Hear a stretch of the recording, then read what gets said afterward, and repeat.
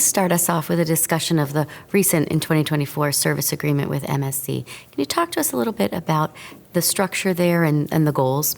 So as you know, we were part of 2M on the Trans-Pacific together with MSC and Maersk, and part of their separation at the end of January of this year.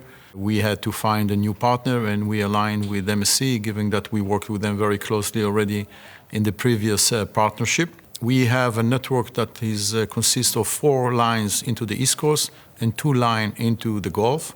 What we did with this new network is, first, we try to have as many as direct ports as possible compared to other initiatives we see around. And we have noticed that a lot of our sourcing, our cargo is coming now from Southeast Asia. Still, China is the biggest origin as a country, but we see more and more shift towards Southeast Asia, mainly Vietnam, Thailand, Indonesia, Malaysia, Cambodia. So the new network that we designed is trying to really answer for these needs, and we put a lot of emphasis. We have 2 direct calls from Vietnam into the East Coast, 1 direct call from Vietnam into the Gulf, and 1 direct call from Vietnam into the Pacific Southwest to LA with our e-commerce product. So very extensive emphasis on Southeast Asia.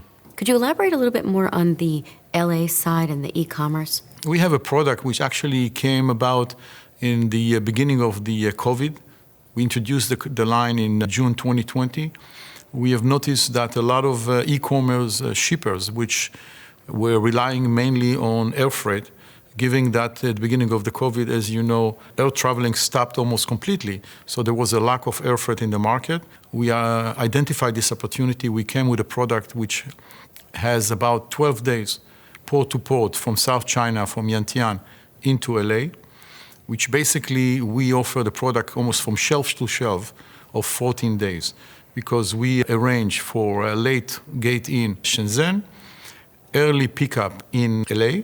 Basically, when we discharge the vessel, we mount the container on chassis, and literally if the vessel arrives in the morning, customer can pick up the container in the afternoon. So that product was very successful and continued to be successful, and we extended now for 2 products, 2 lines.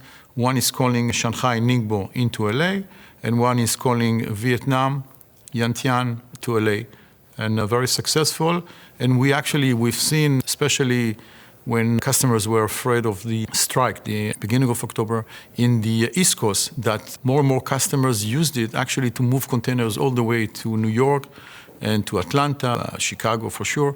So there was a lot of need. And we have 2 types of services there. We have the expedite service and what we call the rush service, which we don't mount the containers on chassis.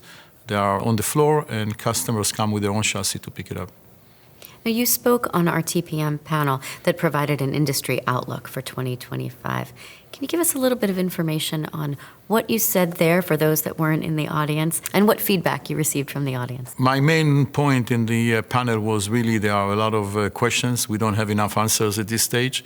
I try to outline the uncertainties, because, people talk a lot about extra capacity, but we see, as was pointed out by others also, that there is no vessels available almost to hire. The idle is probably at all-time low. Less than 1% of the vessels are idling, and about 8% is occupied currently going through the Cape of Good Hope, and probably similar 8 to 10% is occupied with the congestions in the ports.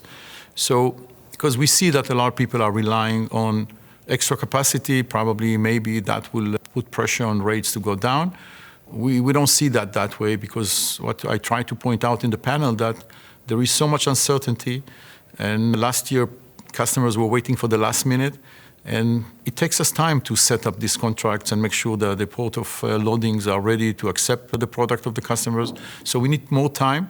And my message is, don't wait for the last minute to gain another $50 or $25 reduction. Any interesting comments from the audience? Yeah, people in general like when you speak directly and honestly, and mostly I got positive remarks. Thank you so much for sitting down with me today, Nissim. Thank you for having me.